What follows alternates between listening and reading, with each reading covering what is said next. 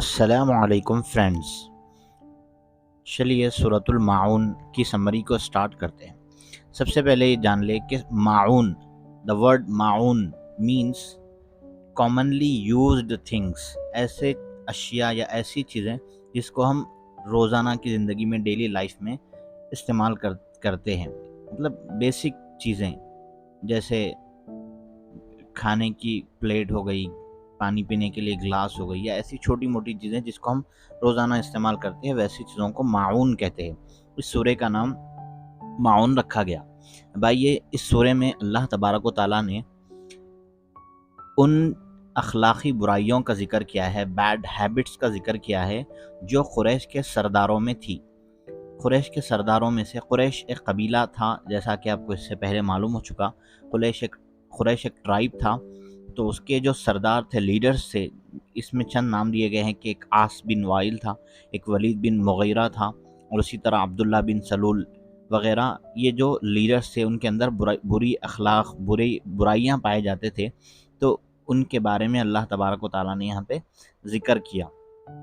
پھر ابتدائی 3 آیتوں میں، اس سورہ کی ابتدائی 3 آیتوں میں ایسے لوگوں کا ذکر کیا ہے کہ جو دین کو جھٹلاتے ہیں اور یتیم کو کھانا کھلانے اور یتیم کی مدد کرنے پر لوگوں کو ابھارتے نہیں، لوگوں کو انکریج نہیں کرتے، وہ خود بھی مدد نہیں کرتے اور دوسروں کو بھی مدد کرنے کے لیے انکریج نہیں کرتے، اور ان پر ذرا بھی ترس نہیں کھاتے۔ ایسی عادتوں کا ان کا ذکر کیا گیا ہے۔ پھر اس کے بعد کی آیتوں میں اللہ تبارک و تعالیٰ نے مدینہ منورہ کے جو منافقین تھے، ہپوکریسی، منافقت کو کہتے ہیں ہم، مطلب منافق ایسے شخص کو کہتے ہیں جو ظاہر میں ایک اور باطن میں، جو دکھاتا کچھ اور ہو اور حقیقت میں کچھ اور ہو۔ تو مدینے میں ایسے لوگ موجود تھے جو دکھاتے تھے اپنے آپ کو ایمان والے، ظاہر ویسا کرتے تھے لیکن حقیقت میں ان کے دلوں میں ایمان نہیں تھا۔ تو ان کے بارے میں ہے کہ وہ ایسے لوگ ہیں کہ حضور صلی اللہ علیہ وسلم کے زمانے میں تھے کہ وہ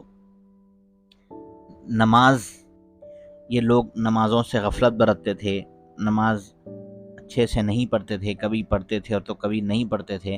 یہ ان کا حال تھا، نفاق میں، ہپوکریسی میں وہ ڈوبے ہوئے تھے۔